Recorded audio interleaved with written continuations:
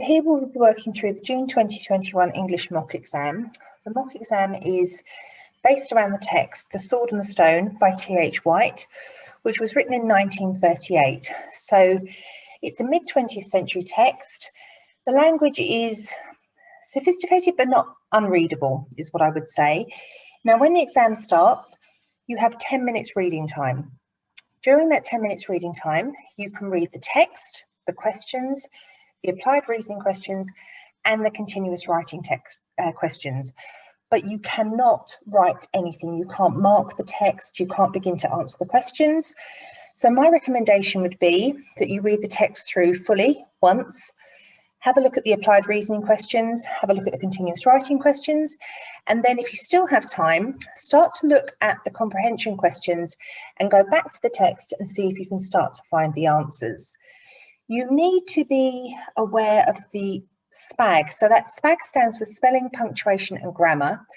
And often there is 1 mark applied to a question answer related to SPAG. That means that your sentence needs to be constructed accurately, needs to begin with a capital letter, end with a full stop, and should ideally be spelt correctly, particularly if you are copying words directly from the text. So looking at question 1, it says that in line 1, the author said that water only dipped below the surface of sleep.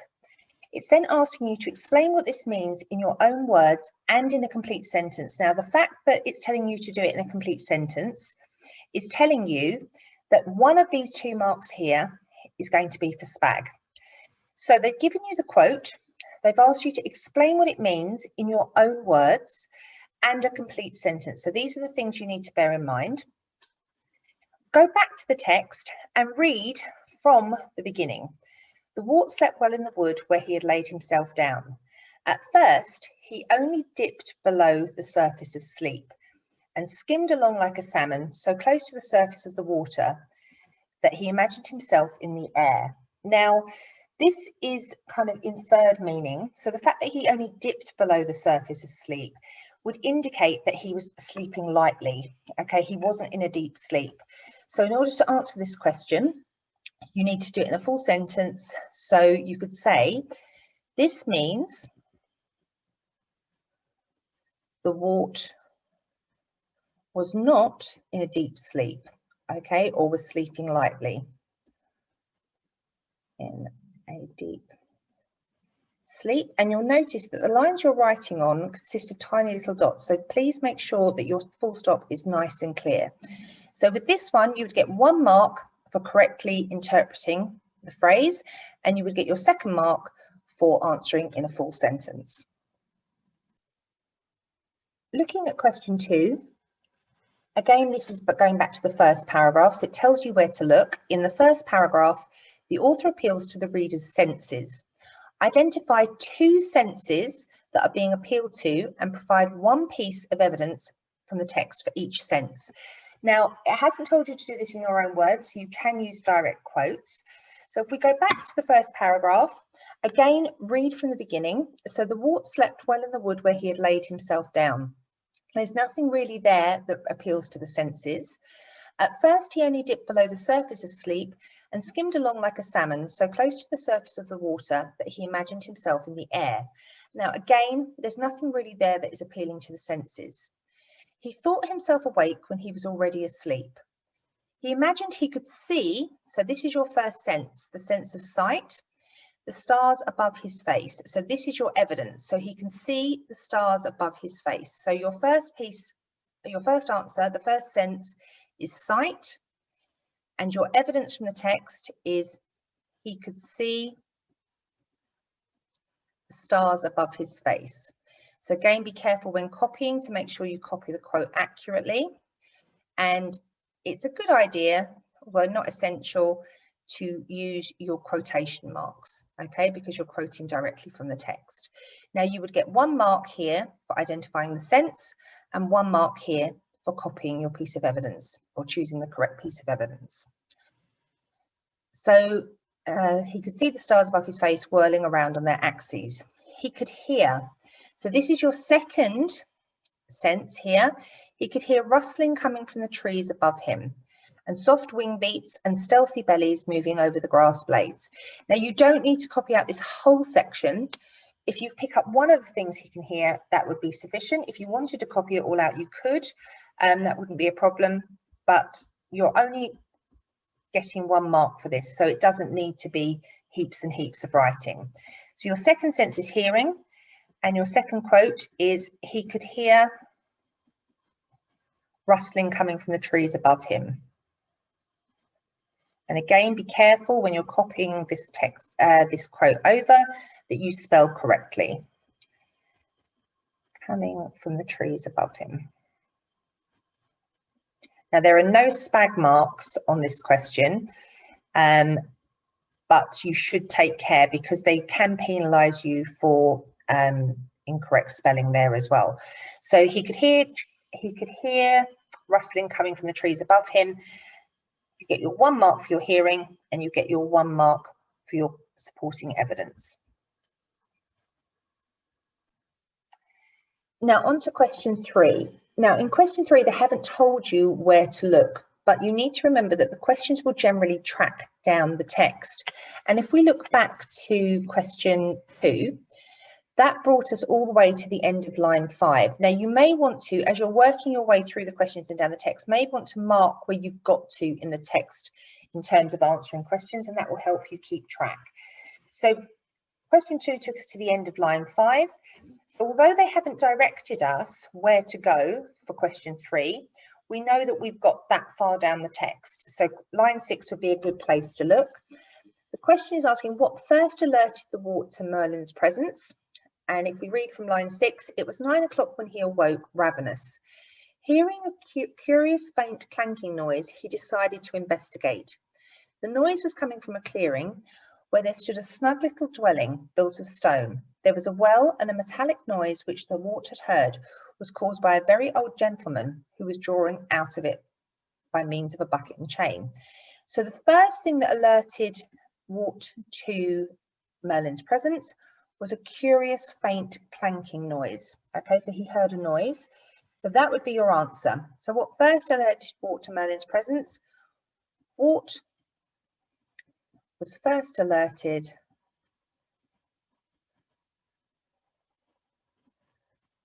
to Merlin's presence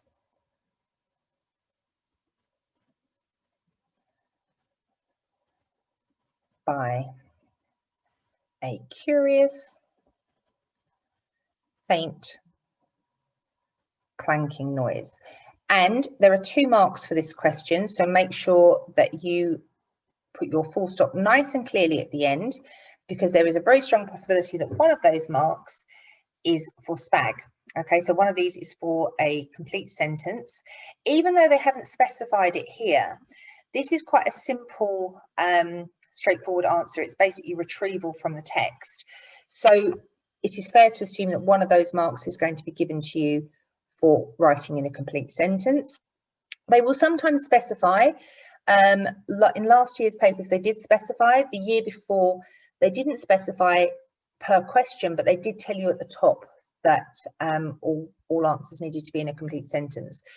To avoid losing unnecessary marks, try to get into the habit of answering in full sentences, and that should hopefully get you round whether something needs to be a full sentence or not. Okay, for question 4, the author does not tell us that Merlin is a wizard. However, there are clues given in the description in the paragraph beginning on line 10. So this is important. This is where they want you to look. Okay, so they want you to look in the paragraph beginning on line 10, and they've asked you to copy 2 quotes from the text that indicate he is a wizard. So as we read through from line 10 to 14, that's the area we're looking for the evidence for. You are looking for the best and the strongest evidence that he is a wizard, things that would be unique to being a wizard. So the old gentleman was a fascinating spectacle. He was dressed in a flowing gown with fur edges. Now this was a very popular answer, and we'll highlight it and we'll discuss why it wasn't one of the ones we were looking for, and had a pointed hat on like a dunce's cap, a pair of spectacles which sat on the end of his nose, and snowy whiskers. So these are all features we're being given of Merlin's description. His shoulders were streaked with bird droppings among the stars and triangles of his gown, and a large spider was slowly spinning a web on the tip of his hat as he gazed and slowly blinked at the boy in front of him. So we're going to have a look and see all these features of his description, which ones would be the best and which ones would not kind of be specific enough to being just a wizard. So a flowing gown with fur edges, that was a very popular answer. Now, yes, wizards wear gowns. Yes, they can be trimmed with fur, but they're not the only characters that would necessarily wear a flowing gown. So, for example, if you think of images of, say, Sleeping Beauty, Cinderella, kings and princes from fairy tales, they're all often depicted in flowing gowns with fur edges. Had on a pointed hat like a dunce's cap. This is a very unique feature, or it's not unique, but it's a very common feature of wizards. They have those pointy cone-shaped hats on their heads. A pair of spectacles. This wouldn't be specific to being a wizard. Just because you're wearing glasses doesn't make people think you're a wizard necessarily. And snowy whiskers. So this is referring to his long beard and moustache. Again, not unique or specific to a wizard. His shoulders are streaked with bird droppings. This really doesn't tell us anything about him being a wizard. Stars and triangles of his gown. Now, wizards are often depicted with those kind of like dark blue gowns with the gold stars and moons and triangles and things like that. So that would be a specific feature. And a large spider slowly spinning his web. Again, not specific to being a wizard, if you like. So your two best pieces of evidence are that he had on a pointed hat like a dunce's cap, and he had stars and triangles of his gown. So that is what we're going to copy down here. So copy two quotes. So we can say, had on a pointed hat. That would in itself be sufficient. But if you decide to extend the quote to like a dunce's cap, that would be perfectly fine as well. Okay, so the bit outside the brackets is the important bit. The bit inside would be extra here. And you could also say stars and triangles of his gown. Now, again, I have used quotation marks. You don't need to necessarily, you wouldn't lose marks for not using them, but it's a good habit to get into if you're quoting directly from the text. There are no marks for spag here, so it's 1 mark for each piece of evidence that you provide. Okay, so on to question 5. The old gentleman was a fascinating,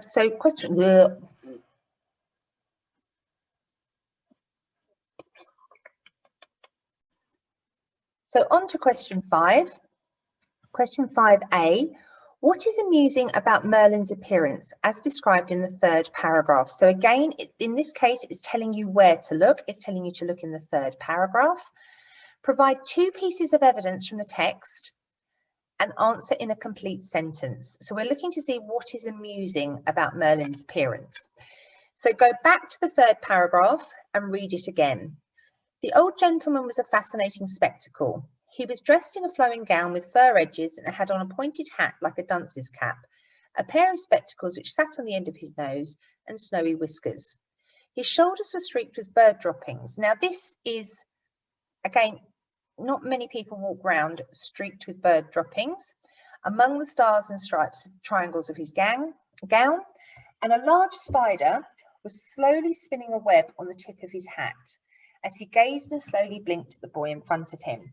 So the 2 things that might make you laugh if you saw Merlin are the fact that he's covered in bird poop and he has a big spider spinning a web on the top of his hat. So they would be your 2 pieces of evidence. So you could answer here, it is amusing that Merlin has, and we're going to open quote marks, a large spider slowly spinning a web, oops, on the tip of his hat, and you can open here, his shoulders were streaked with bird droppings. So again, this is just copying straight from the text, but making sure, because we've been told to do a complete sentence, that we finish with a nice clear full stop and that we have spelled everything correctly in our answer, particularly as we're copying from the text. So you would get 1 mark for this large spider, 1 mark for the bird droppings quote, and your 3rd mark will be for spag. Now, question B, what impression does this description give of Merlin's personality? And again, you've been told to answer in a complete sentence. So this is 1 mark for the impression, for you identifying the impression it gives, which is your opinion largely, and 1 mark for answering in the complete sentence. Unfortunately, if your answer is irrelevant, you lose that spag mark automatically as well. You don't just get an answer for writing a sentence. You don't just get a mark for writing a sentence. So if we look here, what does this description tell us of Merlin's personality? So this is where you have to kind of form an opinion yourself. How would you react, or what would you think of somebody who turned up, or who you met, who was covered in bird poop and had a spider spinning a web on their hat, and they were largely unbothered by it? So there's kind of lots of different answers here. But you would want to be going along the idea that, you know, Merlin is oblivious to what is going on around him, or he doesn't really care about his appearance. He's comfortable with animals. You know, he's unbothered by, you know, he's not bothered by the mess that animals create. He's quite relaxed. He's, you know, again, that unbothered, kind of unaware element. You could also argue that he's quite eccentric. You know, to walk around like that would imply that you're, you know, slightly eccentric as well. So with this one, there's not one specific answer, but your answer has to make sense in relation to the evidence. So this one requires you to form your own opinion and express it clearly. I'm not going to write the answer out for this one because, like I say, there are lots of options here, and you know, the responses will vary from person to person, their interpretation of it. What you couldn't say is, you know, something like Merlin never does any washing, or Merlin likes being, you know, you wouldn't say Merlin likes to be covered in spiders and bird poop. That's not giving an impression of his personality. We're looking more about kind of his awareness, his kind of lack of sort of botheredness, if you like, with what's going on around him.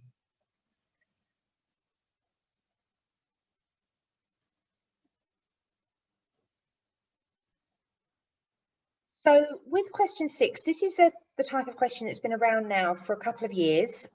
Previously, we used to have the synonym finding exercise where they'd give you a word and you'd have to go and find a word in the text that had a similar or the same meaning. Now they are picking words from the text and asking you to define them. Now, with this one, I would always recommend you go back to the text and read around the word, particularly if you're not sure what it means. So you're told where to go.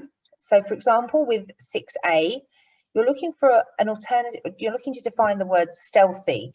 Now they've said you can use 1 or 2 words. So you're not restricted to 2 words as such, but something that kind of will express what it means and show that you understand the meaning of the word would be what you're aiming for here. So the word stealthy is in line 5. So you would go back to the text. I would recommend highlighting the word or underlining the word so that you can see it. Read a little bit before. So I've only snipped from the text here, but you could read from the beginning of the sentence. And the soft wing beats and stealthy bellies moving over the grass blades. So the stealthy bellies would be kind of like creatures that crawl or kind of go across there. So stealthy, if something's stealthy, it goes below the radar, it's not noticed. A good synonym for stealthy would be something like sneaky. And again, it's an adjective, so you want to make sure that your word you choose is also an adjective. Now, ravenous, the word ravenous, some of you may know what that means straight away, but always go back and check. So going back to line 6, where we were told the word ravenous is, highlight it. It was 9 o'clock when he awoke, ravenous. Now, when you wake up, you are often hungry, and the word ravenous means to be very hungry. Okay, so that's what we were looking for there. And in line 23, you're asked to give a word for the word scamper. So again, find the word. Merlin took off his pointed hat, and immediately there was a little scamper in one of the dark corners, and a flap of soft wings, and a young tawny owl was sitting on top of his head. So a little scamper. Scamper is almost like an onomatopoeia. It implies a noise, and a little scamper would be something like a scuttle or a scurry. So it's that kind of sort of quick movement, if you like. So scuttle or scurry, something along those lines there. Now, with these type of questions, if you genuinely do not know what the word means, it's going to be very, very hard for you to come up with a definition. If you're really stuck, go back, like I say, try to visualize what's happening, try to imagine what's happening around that word to give you some context. If you really can't do it, don't spend ages on this. Move away, come back, because it may come to you if you come back to it at a later time. Now, gingerly ends in ly, as does grudgingly. So that tells us that we're dealing with adverbs, generally, in this case. And when you give your definition of the word, or synonym for the word, you should try to give another adverb. Don't kind of give the abstract noun version or the verb or the adjective version. Try to keep it in the same context so that basically you could slot your word in place of this word. So the word gingerly is in line 30. And again, to get a better understanding, you're probably better off reading back a bit. So here we go. Archimedes, I want you to meet a friend of mine. He took a dead mouse from under his hat and gave it to the wart, who offered it rather gingerly to Archimedes. So think about how if you met someone for the first time and, you know, they give you a dead mouse to put in your hand, would you feel comfortable or would you feel slightly nervous or uncertain? So something with gingerly, I think you could kind of say nervously, cautiously.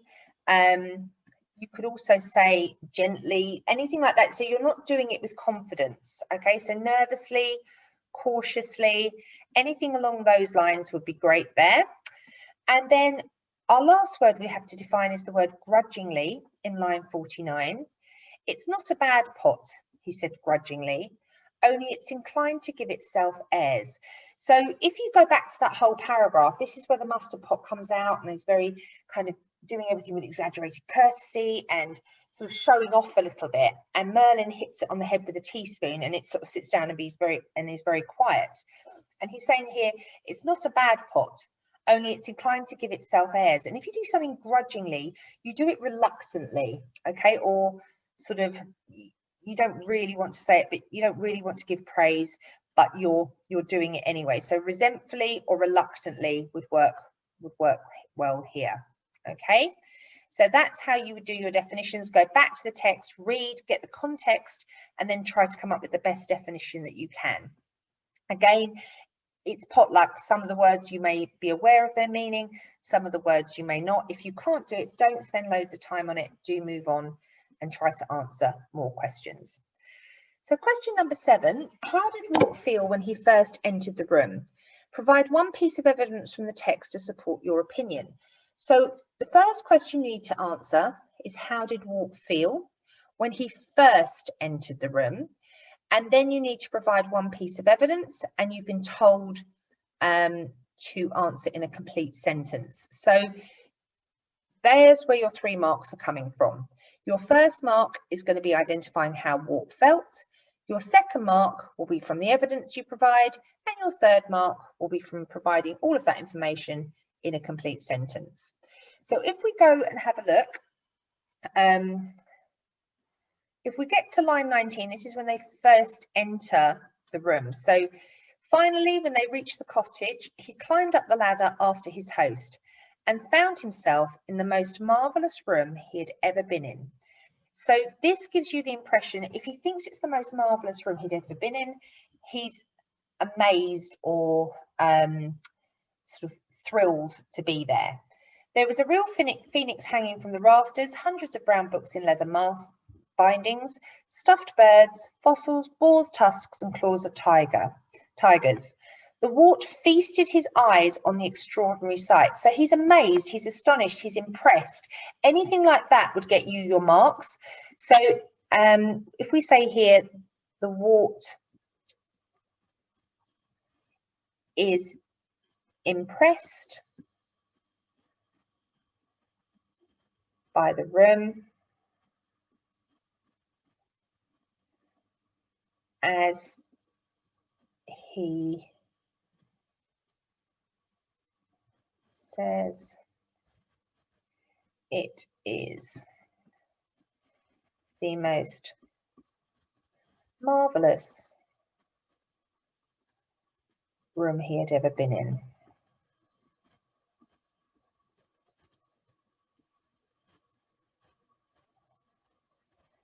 Close your quotation marks and put a nice clear full stop at the end. You could also have used, you know, he's amazed as he feasted his eyes on the extraordinary sight. So either of those would be evidence to support the opinion that he's impressed or fascinated by the room. These bits here would not kind of relate to the emotion. These are more information about what's in the room rather than the wart's reaction to the room or kind of how he feels about the room. In question 8, you are told to look in the paragraph beginning line 28. So it is important that you make a note of where they want you to look, okay, because it's very easy to kind of go off track here. The writer uses the simile, he stood there with an expression of rapture on his face. So here they've given you an example of the simile, there with an expression of rapture on his face as if he was saying grace. Find and copy 2 more similes in that paragraph and explain their impact on the reader's understanding of the owl's behaviour. And again, you've been told to use proper sentences. Now that will not be for the copying of the simile, that will be for your explanation. Okay, so if we look here, we're going to go through here. Now there is a simile in the paragraph before. Don't come outside of the area they've told you to look. They've told you to look in the paragraph beginning line 28, so that's where you're going to get your information from. We see so little company, explained Merlin, that Archimedes is still a little shy of strangers. Come, Archimedes, I want you to meet a friend of mine. He took a dead mouse from under his hat and gave it to the wart, who offered it rather gingerly to Archimedes. The owl looked closely at the mouse, blinked at the wart, then hopped onto his outstretched hand. He stood there with an expression of rapture on his face, as if he was saying grace. Now, this is the simile that's been given to us in the question, so it's not one that we can use. And then took the morsel as gently as if it were a soap bubble. So remember the language for similes, it's using as or like to compare something to something else. He held it up on his right foot, as if he were a boy holding a stick of rock. He examined it and nibbled its tail. He looked around at the company with the tail hanging out at the corner of his mouth, turned his head away, politely swallowed the tail, and began to scratch himself with his left toe. So we've found both of the similes now. So you would then copy those, and then you're going to have a go at explaining them. So as gently as if it were a soap bubble. And again, you can use quotation marks. If you didn't, it wouldn't be a disaster. And we can also do the simile as if you were a boy holding, a stick of rock. Now, I think the first simile is the easier to explain, but we're looking to explain its impact on the reader's understanding. So the author is using similes to paint a clearer picture in the reader's mind, enabling them to envisage the scene more clearly. So when he says he took it as gently as if it were a soap bubble, the author is showing the reader how delicately,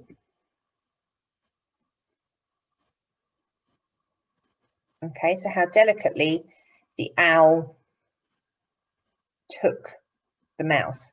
So it's able to, it kind of means as the reader, you're able to picture the owl's actions much more accurately, in much more detail. And so how careful he's being. So how delicately the owl took the mouse, how careful the owl is being when he takes the mouse. Anything along those lines would be a good explanation there. The second simile is probably, I think most people struggle to kind of explain this one. So as if he were a boy holding a stick of rock. Now a stick of rock is something like a sweet you can get usually at the seaside. Often they're pink with a white centre with maybe writing going round. So he held it as if he were a boy holding a stick of rock. That shows that's using personification also, you know, that's sort of making the owl seem sort of almost human-like in how he's holding the mouse. So it helps the reader to picture the owl more clearly. And it also kind of indicates he's enjoying the treat in the same way that a child would enjoy eating a sweet. So that's kind of where it's gone here. So the author is helping the reader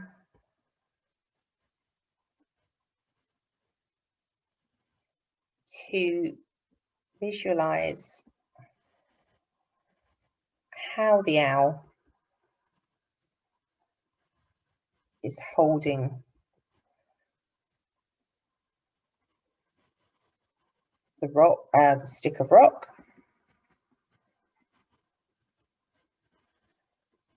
So it's personification is what's being used here in a way. It's kind of enabling us to picture how we would hold how we would hold a stick of rock, and giving the impression he's kind of enjoying it like a child would a sweet or a boy would a sweet.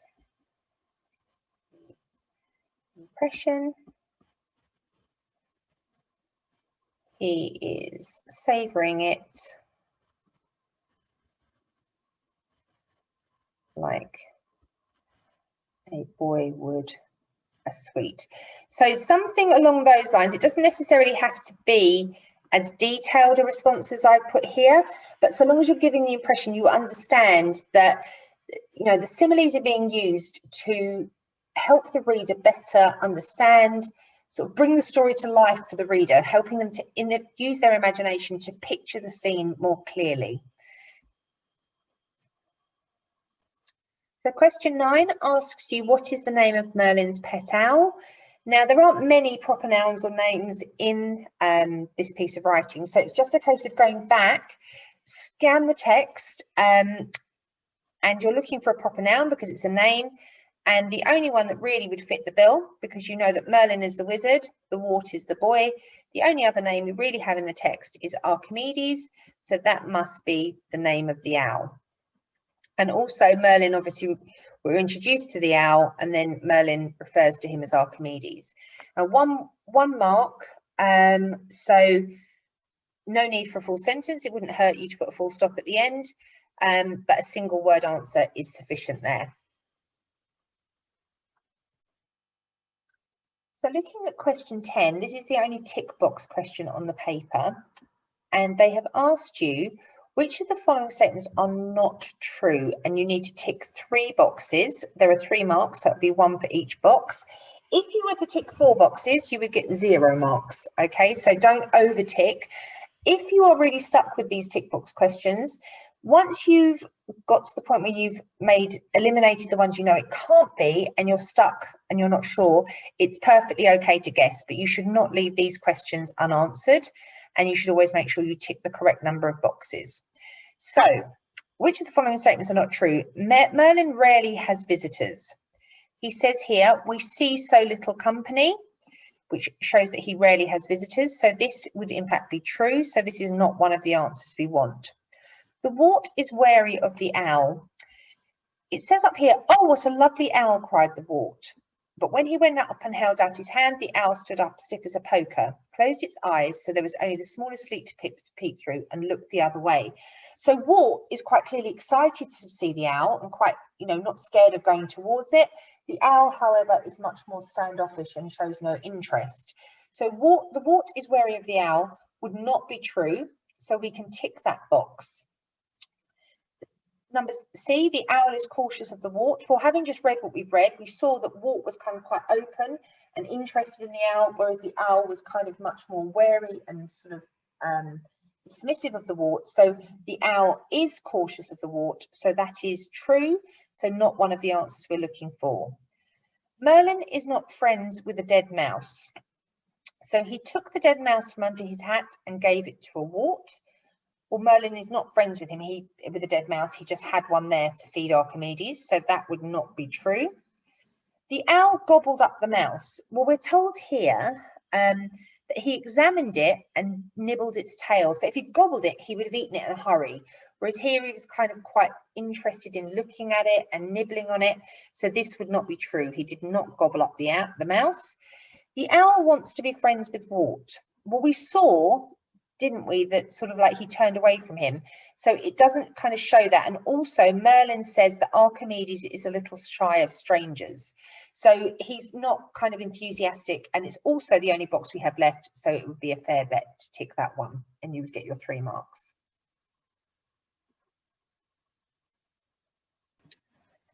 So on to question 11. Now these are the synonym finding questions, which were a staple part of the CSSE paper for many years, but they haven't appeared in the last few years.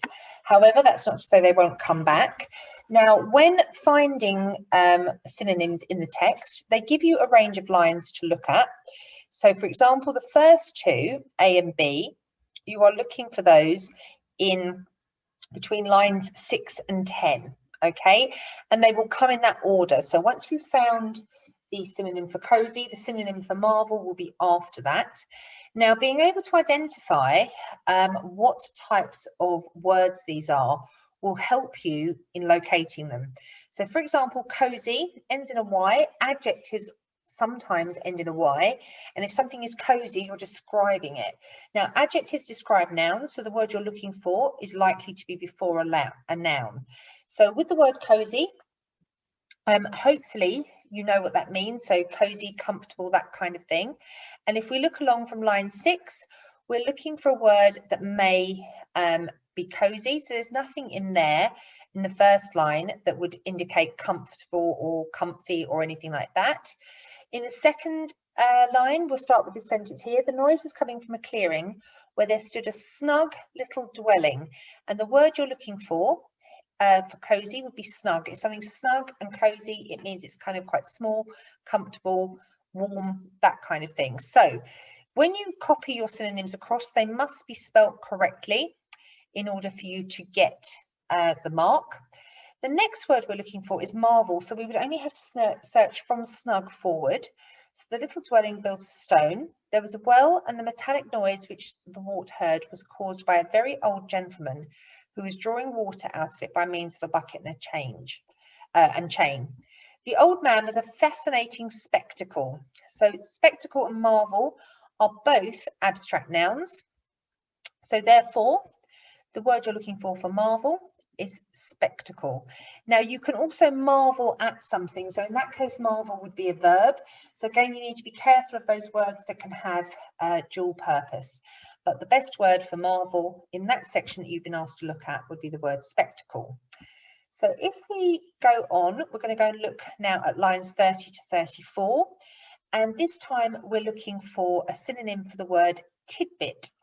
So if we look here, tidbit is not a word you would necessarily be familiar with. It's quite an old-fashioned word. It sounds like a noun to me, the structure of the word itself looks like a noun. Nouns will have determiners in front of them. So the most common determiners are the or a or an, but you can also have things like some, many, few, numbers, things like that. possessive pronouns, so things like hers, his, that kind of thing. So we're looking for a noun, and if we come along here, starting at line 30, gave it to the wart. Well, wart is a noun, but it's a proper noun, who offered it rather gingerly to Archimedes. The owl looked closely at the mouse, blinked at the wart, then hopped onto his outstretched hand. He stood there with an expression of rapture on his face, as if he was saying grace, and then took the morsel as gently as if it were a soap bubble. He held it up in his right foot as if he were a boy holding a stick of rock. He examined it and nibbled its tail. He looked around the company with the tail hanging out. Now, morsel also happens to be the only noun up there that would probably be the least familiar. So that would be the word you're looking for there. A tidbit is a morsel. Okay, so the first thing you'd have to do is kind of make a decision that this is a noun, then use your determiners to help you find the nouns. And most of the nouns up here you will recognize anyway, you know. So have you ever heard a hand called a tidbit? No. Have you ever heard of a morsel? Some of you maybe yes, some of you maybe no. A morsel just means something small, and a tidbit is something small. Now, politeness ends in ness, okay? And words ending in ness are abstract nouns as well. So we're going to go and have a look and see if we can find an abstract noun that could mean politeness in our between lines 40 and 45. So window, there were peaches, melons, strawberries, kidneys and mushrooms on toast, coffee and chocolate. These are all common nouns, okay? So none of those will help us here. Have some mustard, said Merlin. Again, mustard is a common noun. The mustard pot got up and walked over to his plate on thin silver legs that waddled like the owl's. Then it uncurled its handles, and one handle lifted its lid with exaggerated courtesy. Now, courtesy is another word for politeness. If you're courteous, you're polite, and that fits in very well here with exaggerated politeness. So you can always try the word to see if it sounds right, and it does, and therefore you will have your fourth synonym there. So on to the final question. It tells you where to look between lines 43 and 49. The author describes the mustard pot. Does the author describe it in a positive or negative way? So that's the first decision you have to make. And then you need to answer in a complete sentence and explain using evidence to support your opinion. So the first thing you need to decide is whether the mustard pot is described in a positive way or a negative way. Here you're forming an opinion, and in this case, there is more than one right answer. You could go positive or you could go negative. So if I decided to just go positive, I could say the author described the pot in a positive way. Okay, so I'm answering the first part of the question. And now I need to go and find some evidence to support that. So evidence to support the positive thing there. So you could say here, I mean, one piece of evidence could be he behaved with exaggerated courtesy, and he gave the wart a generous spoonful of mustard. The wart reacts in a positive way towards the mustard pot because he says, I love the mustard pot. And then the pot beamed all over its face. So all of these things make the pot sound positive, you know, it's portrayed in a positive way. So we would pick one piece of evidence here and explain why it shows him to be positive. So if we wanted to say here, I don't know, if we pick this one here, for example, there are other examples on the mark scheme. The pot beamed all over its face, which makes it seem friendly.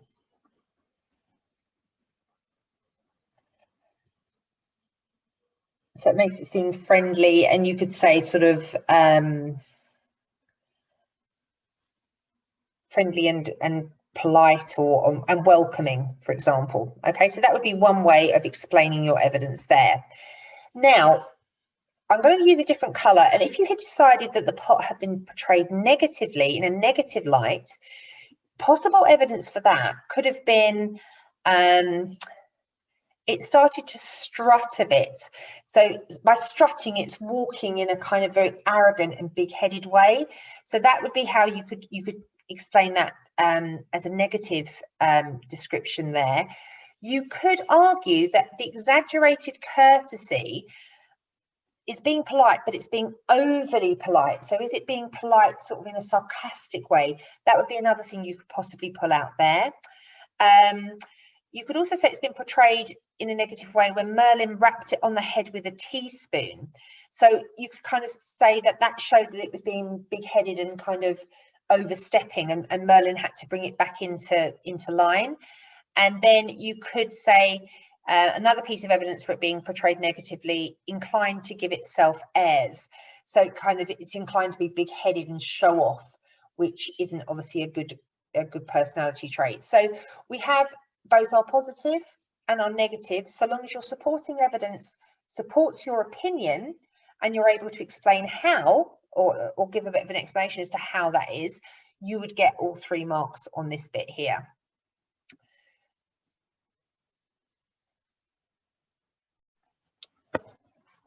So looking at the applied reasoning, you have 10 minutes for this section. Often with the applied reasoning, you can sometimes just see the answers. If you are struggling to see the answers, I would recommend moving on from this and going and doing the writing and coming back and looking at it later.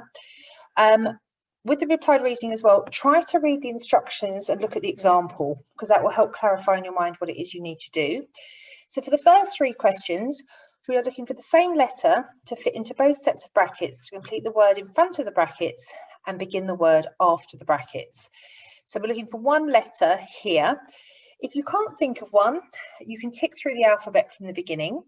So with this first one, the first letter that would pop into my head for this one would be based on this word here, and I would think R, which will give me fair and raid. And if I put R in here, I create raw and rope.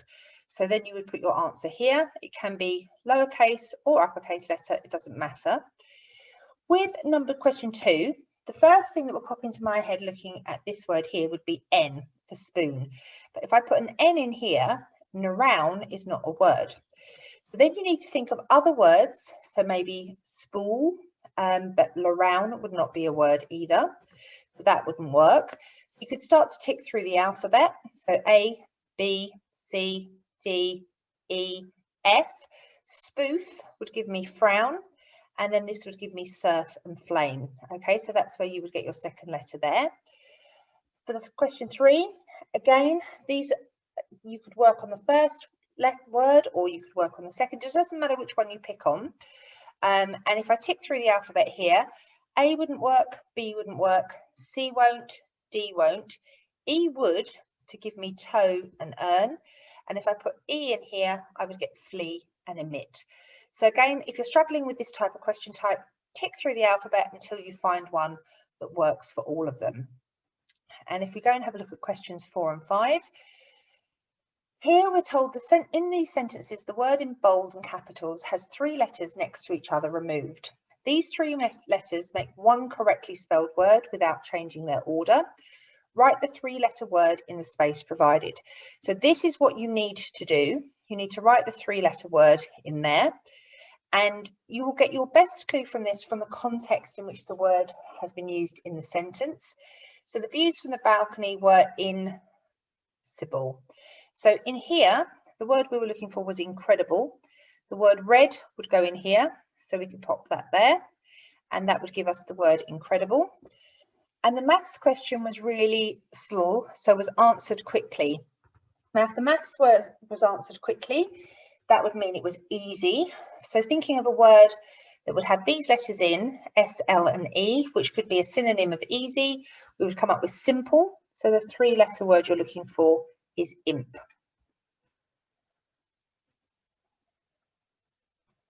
Now on to the 2 creative writing tasks. You have been allocated 20 minutes of the exam to write these, and you can write them at any point during the hour-long writing part of the test.